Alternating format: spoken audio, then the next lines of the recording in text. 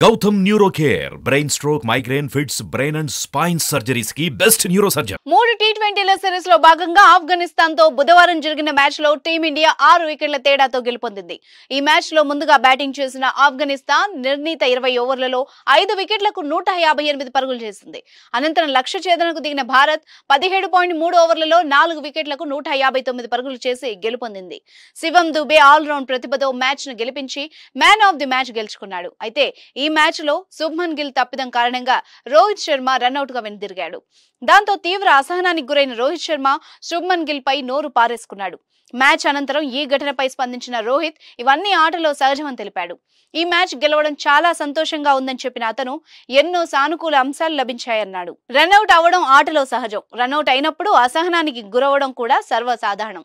ఆ ఫ్రస్ట్రేషన్ లో వచ్చిన మాటలు మాత్రమే తప్ప ఉద్దేశపూర్వకంగా అన్నవి కాదు అని అన్నాడు.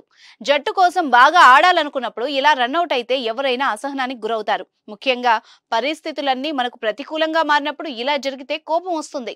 ఈ మ్యాచ్ లో మేం గెలవడం అన్నింటికంటే ముఖ్యం. నేను అవుట్ అయిన తర్వాత శుభ్మన్ గిల్ ఇన్నింగ్స్ ను నడిపిస్తాడని భావించాను. దురదృష్టవశాత్తు అతను తన జోరును కొనసాగించలేకపోయాడు. ఇక్కడి వాతావరణం చాలా చల్లగా ఉంది. క్యాచ్ పట్టినప్పుడు వేలికి గాయమైంది. ప్రస్తుతం బాగానే ఉంది. ఈ మ్యాచ్ లో మాకు అనేక సానుకూల అంశాలు లభించాయని చెప్పాడు. ఇక ఎన్నో విషయాలను నేర్చుకున్నాం. ముఖ్యంగా బంతితో అద్భుతంగా రాణించాం.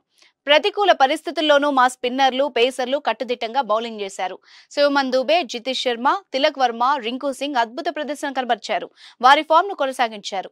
ఈ మ్యాచ్ లో భిన్నమైన విషయాలను ప్రయత్నించాం. విభిన్న పరిస్థితుల్లో మా బౌలర్లను ప్రయోగించాం. వాషింగ్టన్ తో 19వ ఓవర్ చేయించాం. మాకు మేం సవాల్ చేసుకున్నాం. కొన్ని విషయాల్లో మేము అసౌకర్యంగా కనిపించాం. అయితే రానున్న మ్యాచ్ల్లో మా బలహీనతలన్నింటినీ అధిగమించే ప్రయత్నం చేస్తాం.